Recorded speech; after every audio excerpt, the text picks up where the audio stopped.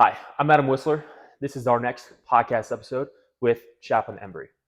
The views expressed in this podcast episode are those of our own and not those of the holistic health approach, the Space Force, the Air Force, or the Department of Defense. Without further ado, Chaplain Embry, if you would please just introduce yourself, tell us a little bit more about yourself and your military history, what got you to this point. Yeah, Adam, good to see you. See Adam's here. See, Adam Yeah, squared. Adam squared. Chaplain Embry.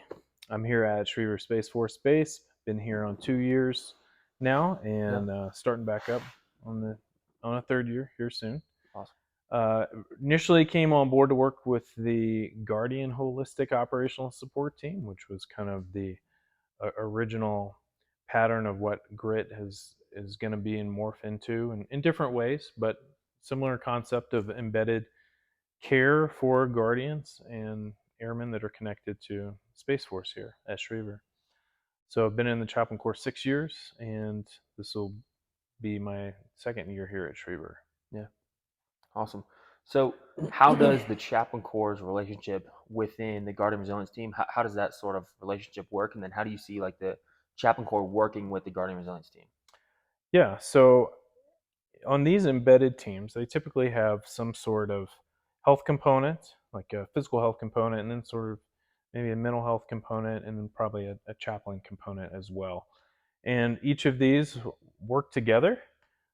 Sometimes you have to put off your AFSC to use that sort of language, or your MOS Sure. in the Right. Army, Right. and just come together as a team to collaborate. But what is it uniquely about the Chaplain Corps?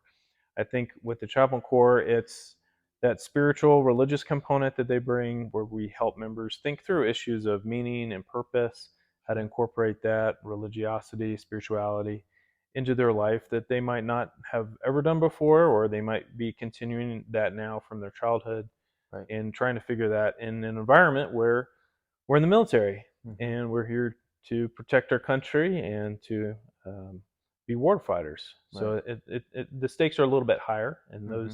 those sort of concepts and ideas become more meaningful in the military. Sure. So, when we think about the way that our Guardian Resilience team is trying to push the holistic health approach for like a healthy lifestyle to create the Mm-hmm. healthiest versions of Mm-hmm. the individuals we serve here, we use that 5 factors of health model, right? Mm-hmm. You took our advanced PTL course, so you're pretty Mm-hmm. familiar with kind of how that like lays out. But our 5 factors of health model is how we move, how we recover, how we eat, how we think, and then how we connect. Mm-hmm. So when we think about those 5 factors, though, while it does not necessarily specifically mention spirituality within that, like within those 5 factors, I think that it's pretty clear that spirituality can be nested within those 5 factors. For those that have a spiritual practice, right? Yeah, yeah, Can you tell us a little bit more about how you see that kind of factoring in for someone to create a healthy lifestyle? yeah. I mean, just those 5 factors. Thinking about them, my first thought kind of goes to where you start with move. So at just to kind of play off of it and just who I am as a chaplain, as a priest.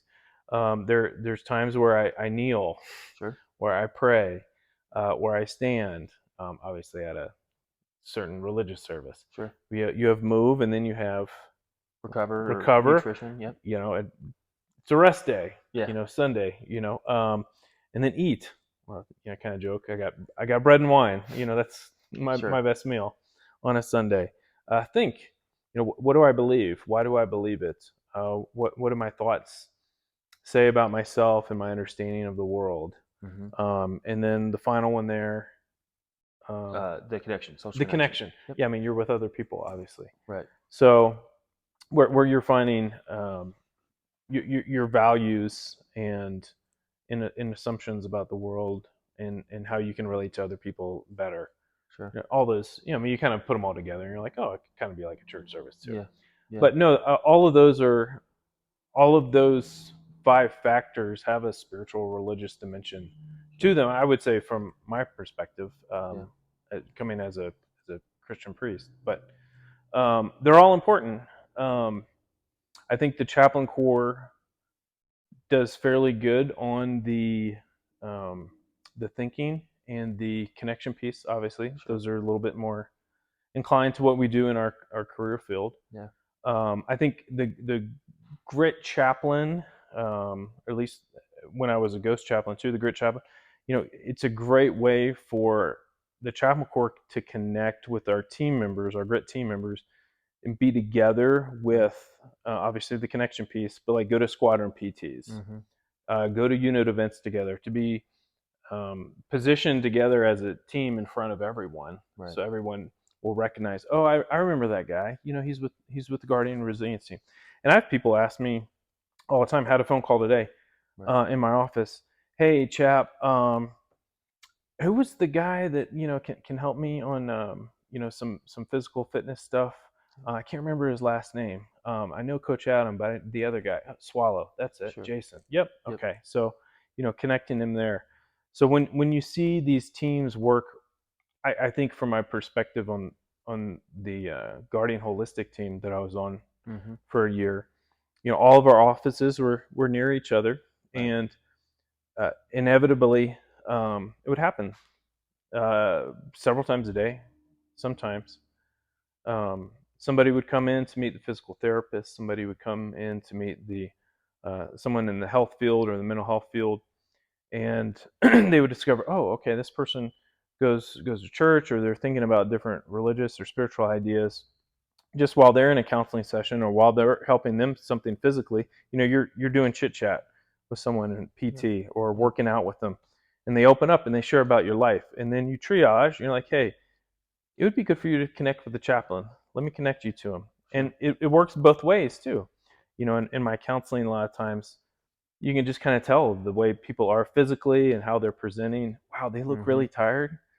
They're telling me they're out of shape. Hey, Mm-hmm. do you have a workout program? Do you have some type of lifting, cardio, Yeah. aerobic, something that gets you moving? Right. Um, they're working shift and they're not eating well overnight, something Right. like that. Hey, let's this these nutrition factors can play into your spiritual and mental health as For well. sure. Definitely. You need to be eating better. Yeah. Let's get you connected to Adam and Jason in the grit team. For So sure. I love seeing that component, how we can hand off and triage to each other, Yeah. and it's a great benefit Yeah. because we want our teams to be a one-stop shop for Yeah. holistic health for each Yeah. other. So can you tell us a little bit more about, from the specific like Space Force Guardian side, Hmm. right? When you look at, let's say, like a beacon, a hypothetical person that Hmm. embodies spirituality with, to a high level, how do you see that function in their daily life as a Space Force Guardian, and how does that maybe enhance their experience or their, overall health and wellness as a Space Force Guardian? Like, what do Hmm. you think that spirituality could provide to somebody? Yeah, it's going to sound like a canned answer, but it's Sure. not. And I think if we think about it anecdotally in our own relationships with other people, the word resilience comes to mind. Sure. So there's certain people, we won't name them on the podcast, but we know they're going through certain health things. Mm-hmm. We know they're going through certain stressors in life or mission things, and they have they have a framework for thinking about the larger issues of the world. Why am I here? Why am I Sure. doing what I'm doing? Is there importance behind this? Is there meaning behind it? Everybody's just giving orders. Am I Yeah. just another wheel in the cog here? But these folks have a certain resiliency to them that I Mm-hmm. think they've modeled that, and I've seen it from E2s and E3s all the way up to O5s. Sure. And we could name names and about these individuals, but I do think that resiliency piece is significant because people will know. And a number of these folks are pretty explicit about their faith and their Yeah. religions and their spirituality, especially the public platform that some of them have in the squadrons. And so people will look, Right. and like you use the word beacon. Okay, they're I know they're going through something difficult. They've been talking about it Mm-hmm. in appropriate ways. How are they going to handle this? And so they do kind of model that one aspect of spiritual spiritual health and spiritual vitality. Yeah. So I would say that's probably the key word there, resiliency. And I know that Air Force Chaplain Corps, we've rolled out some new material. We recently got some lines of effort, and they talk about some different studies from Yale, Columbia University that Mm-hmm. they've done. I think it's 2017, 2018 studies. You can Google it. There's research that shows our prefrontal cortex. There's neuroplasticity, and there's some thickening of that. And so that's our emotional center up Right. here, and kind of like the flight or fright aspect of our Mm-hmm. brain. And those with spirituality and religion that's important and active in their lives, it's thickening in that Yeah. part of their brain. So they're building mental toughness. They're building Sure. resiliency through that. And it makes sense too if you think about it. Like from my own perspective, when I read Christian scripture from earliest parts of the Old Testament through New Testament, I'm reading about historical people that lived and walked the earth and had struggles Mm-hmm. far worse than me, and sometimes in similar ways to me. And Sure. I can read and I can see that they were able to overcome and they were Yeah. able to make it through. And I want to align myself with that, and I find hope from that Yeah. others can make it, and so can I. And guess what? So can you. For sure. Yeah. You mentioned in that last piece there, spirituality and religion. Can Hmm. you tell us a little bit more about like, does someone have to be religious to be spiritual, or kind of like what's the difference between like is there a distinguishing factor between spirituality and religion? Yeah, I think I'll answer that personally. I think some people would Sure. probably say there probably is a difference between the two. Obviously, we have our Constitution, we have freedom of religion. Sure. That's the explicit language that's used. So I think what most people would say is, well, religion is probably something organized, Sure. and then spirituality is just kind of what you make from that, and it might Yeah. not be connected to something you do with other people at Sure. once a week or twice a week or whatever the case may be for a religious Yeah. organization. So I personally kind of keep them together just in my own life. I Sure. kind of joke though that I probably am I want to be more religious than spiritual, Sure. because I think most people say they want to be. Most people say like, well, I'm spiritual but not religious. You Right. hear that a lot, Right. and what they mean is I'm not officially tied to any certain church organization Sure. or mosque or whatever the case may be. Um, but for myself, I like saying that just to be a little provocative, because the root word for religion comes from uh, what we talk about for habits, Mm-hmm. and which is important for what we're trying to do here with the Very Guardian important. Resilience team. Yeah. So I want habits in my life, Yeah. and I want these habits rooted in things that work. Yeah. So I'm able to look at that from a certain religious faith tradition and go, all right, these Right. are things that have worked.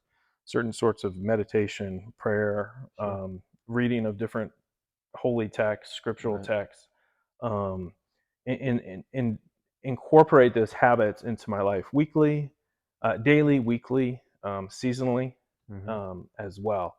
So I say that not just to be provocative, but also Sure. to say like I need the habit because Yeah. of this, because all of us have habits. The question I think is, do we have good Yeah. habits or bad habits? For sure. And Yeah. I want to have good habits Yeah. that reinforce a healthy, holistic lifestyle. Mm-hmm.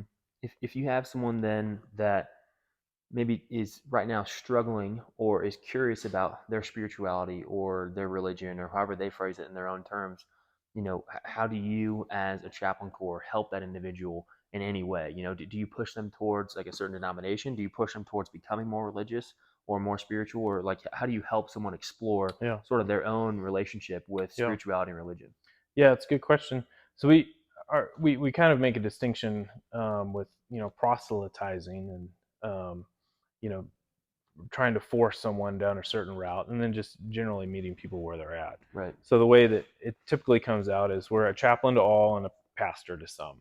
Sure. So there are folks that are going to align with that might or might not align with a certain chaplain with their certain religious endorser Mm-hmm. who said, yeah, we believe that you're qualified to be a chaplain based on these set of standards we have. Right. So I'm happy to answer any question anybody has, and a lot of times I end up being pastor to Sure. people, and it's not explicitly stated. You just kind of understand the relationship. It's a little bit different that you connect with someone based on the same shared values of Sure. spirituality or religion.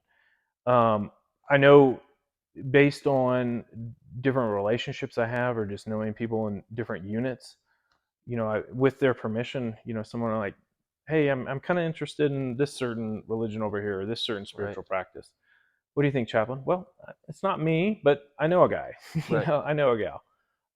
With their permission, could I introduce you two to each other? Right. Things like that. So it is a connection piece that Mm-hmm. is happening there, which we're aiming at. So Yeah. there's some fine lines, but a lot of times people do come with a lot of questions, and with their permission, I ask them a lot of questions on what they're actually looking for, and we can have a Yeah, good discussion and dialogue. And I think most chaplains or that I've known have typically been like that, and I want to be that too. for sure. I want to meet people where they're at and Yeah, try to help them. And our goal is to make sure that all of us are here are strong war fighters and right. ready for our country at any moment's notice. Yeah. It's interesting. We had a conversation recently about a book that you enjoyed. I'm gonna let you explore that a little bit. You talked about, like, we are, like, in the military. Even though it's Space Force or Air Force or whatnot, like, there's a lot of, like, explorations of, like, sort of language in religious history or historical texts. In spirituality and religion. That use a lot of that, like, language. Do you want to talk a little bit more about that book you recently read, and talk about, like, how sort of that nests within it, and where you see that come up? Yeah, Yeah. yeah. There was a book. It was called A Rule. We know what a rule is, right? It's kind of guidelines on how to live, right? Parameters, boundaries, Right. standards, habits that you want to form. So there was a monk, Saint Benedict Yep. was his name, fifth and sixth century, and he has this rule. It's kind of short, and I read it, and I thought that's interesting. For like from one perspective, he's writing on how to be a leader of people who are wanting to be obedient Yep. and wanting to work hard. Mm-hmm. Um, Monks would devote themselves to physical labor. There had to be a physical component of what they do. Sure. They're not just sit around meditating or reading all day, and they have to Right. garden or carpentry or whatever the case may be. They have to have Mm-hmm. some sort of physical component to it. But I'm thinking about you know what what is it about this that really resonated with me? You know, you could think about three words: attention, Sure. intention, Yep. and then motivation. Right? Yeah. What are we aiming at? AIM, just kind of the acronym for that. Yeah. The first word that came in the prologue of that book was listen, pay Yeah. attention. And he talks about a spiritual environment that you as a person would need to be made aware of, but how are you paying attention to yourself within this spiritual framework of Right. understanding the world? And that's carried throughout all of the book. Mm-hmm. And then intention. What's the intention behind what you're doing as a religious spiritual person? Yeah. Um, Devote yourself to good works and be a person of faith. Sure. He comes out and says it. And I want to do good things and be a good believer, Yeah. And then motivation. These monks would take vows, stability, conversion of life, which obviously would have some sort of like eternal life component to it, Mm-hmm. but also like um, in are you growing more virtuously, Mm-hmm. and are you defeating vice in your life through habit, Yeah. and then habit formation, and then stability, conversion, and then just obedience. Mm-hmm. Not only to your higher ups, but also to your peers. So they really have respect for each other and those above them as well. For sure. So I just read it and I thought there's a lot of variables and components and ideas that really correspond to military life Mm-hmm. in that. And I want to be a better officer. I want to be a Sure. better military member. Right. And I just read that and I felt really energized for my military career, Yeah. ironically, after I read that, not Yeah. just for myself religiously or spiritually. Yeah. And we've talked about AIM before, and it just stood out to me so clearly how those three were coming out in his text. Right. I mean, Right. he wasn't reinventing the wheel on this, and Yeah. neither are we in some way as well. Sure. But and I think this is significant for how you as a health coach, myself as a chaplain, can use some sort of shared language and vocabulary from our different perspectives Mm-hmm. to get people to pay attention, to have intention about their life, to Right. have some sort of motivation in what they do here. And I Yeah. think bringing all those together just helps Definitely. our team cohesion, and then help everybody be holistic as a guardian. For sure. Yeah.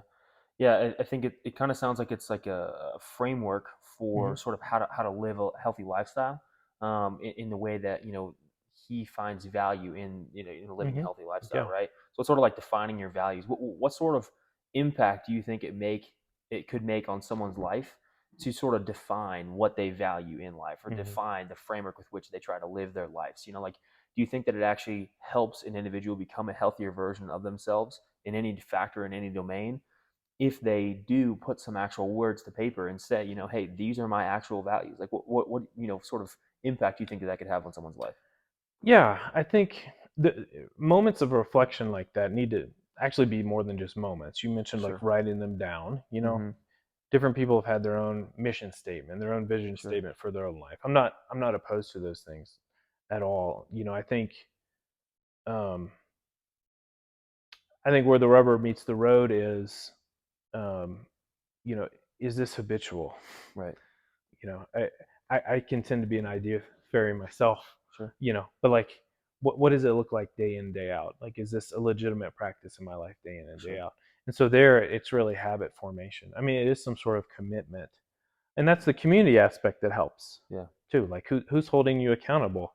You know, it can be, the AI. You've got the AI program. You've Yep. got personal relationships with other people for Mm-hmm. physical fitness that move us towards living out those values, and that they become second nature to us. Like, you Right. could not imagine like waking up and not working out. Right. Yeah, it's just second nature to you, Yeah. right? You just jump out of bed and do push-ups, don't you? That's pretty much it. Yeah. Yeah, I yeah. just roll out of bed and You just know, hit a set. yeah, Yeah. just I get out of bed and I'm like doing the sign of Yeah. the cross. You know what I Right. mean? It's like same thing, just different aspect, right? Right.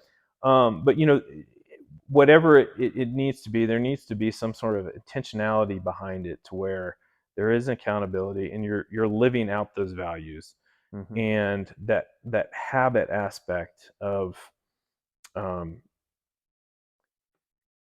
you recognizing at some point, this is what flourishing is in my life. Right. um, that I'm someone designed to pick up heavy things Sure.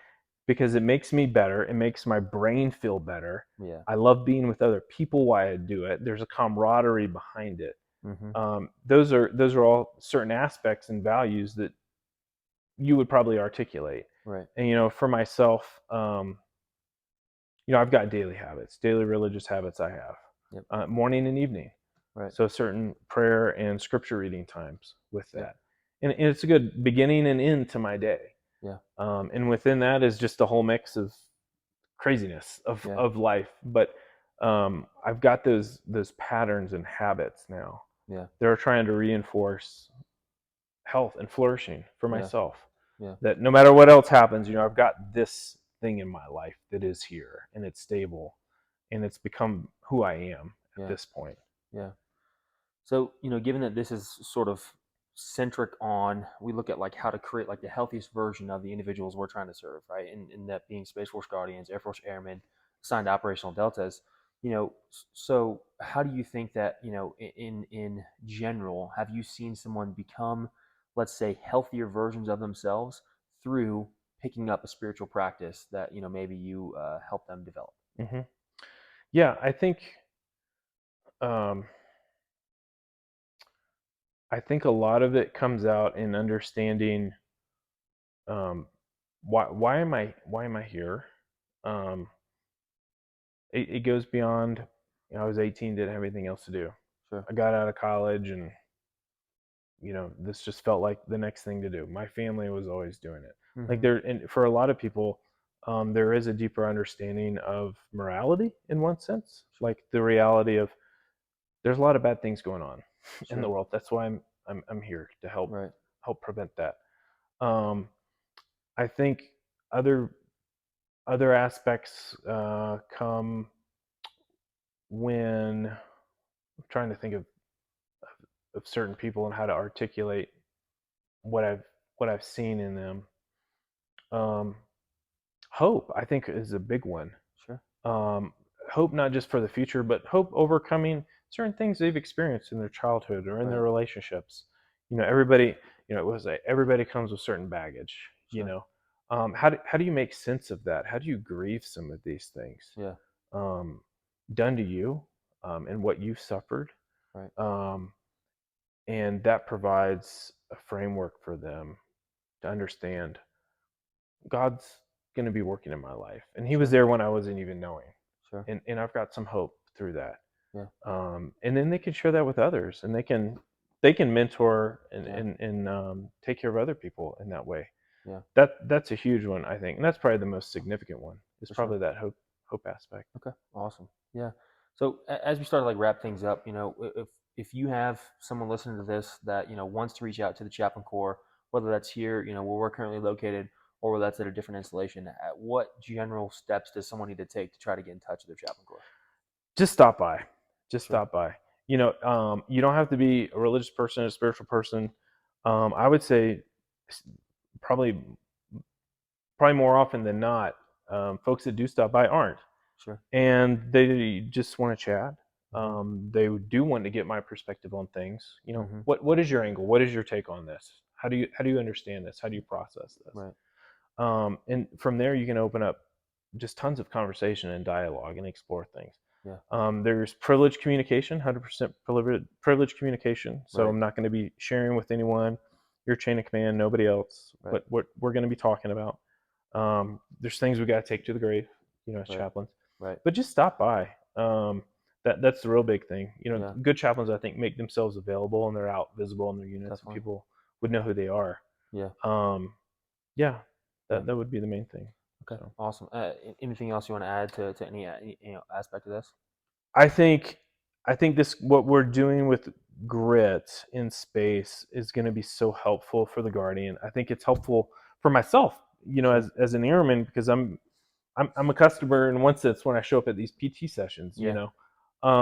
because I want to get better. I want to make Yeah. sure my mental health is clear and on a good path. I want to be on a good trajectory physically for myself. Right. In my mid 40s now, I'm not 25. Yeah.